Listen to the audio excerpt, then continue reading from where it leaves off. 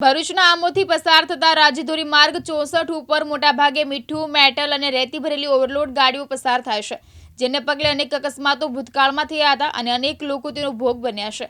Overload વાહનો ઉપર તંત્ર કોઈ પગલાં લેશે કે પછી કોઈ મોટી જાનહાનિની રાહ જોવાઈ રહી છે, જેવા સવાલો પ્રજામાંથી ઉઠવા પામ્યા છે. રોડ સેફટીને લઈ રાજ્ય સરકાર લોકોમાં અને ખાસ કરીને વાહન ચાલકોમાં જાગૃતિ આવે તેના સતત પ્રયત્નો કરી રહી છે, પરંતુ તંત્રની સજાગતા વચ્ચે પણ આરટીઓના નિયમોને નેવે મૂકી ટ્રકો અને ડમ્પરના વાહન ચાલકો ઓવરલોડ વાહનો બિંદાસ હંકારીને જતા હોય છે. મીઠાની ગાડીઓ ઉપર તાડપત્રી ઢાંક્યા વિના જતા રસ્તા ઉપર મીઠાનું વેરણ કરતી ચાલે છે, જેને લઈને પણ અકસ્માતો થવાની ભીતિ રહેલી છે. તો ઓવરલોડ વાહનોને પગલે ભૂતકાળમાં અનેક નાના મોટા અકસ્માતો થયા હતા, જેમાં કેટલાય લોકોએ જીવ ગુમાવવાનો વારો આવ્યો હતો.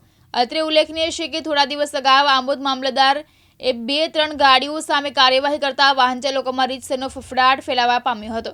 મામલતદાર સહિતનું લાગતું વળગતું તંત્ર બેફામ બની ઓવરલોડ ગાડીઓ લઈ પસાર થતા ચાલકો સામે કાર્યવાહી કરશે કે કેમ, કે કોઈ મોટી જાનહાનિ થવાની વાટ જોશે, જેવા અનેક સવાલો લોકોમાં ઉઠવા પામ્યા છે. હવે જોવું રહ્યું કે તંત્ર કેવી કાર્યવાહી કરે છે, એ તો સમય જ બતાવશે. હાલ તો કાયદાનો કોઈ પણ ડર રાખ્યા વિના ઓવરલોડ વાહનો તંત્રને ચેલેન્જ કરતા પસાર થઈ રહ્યા છે.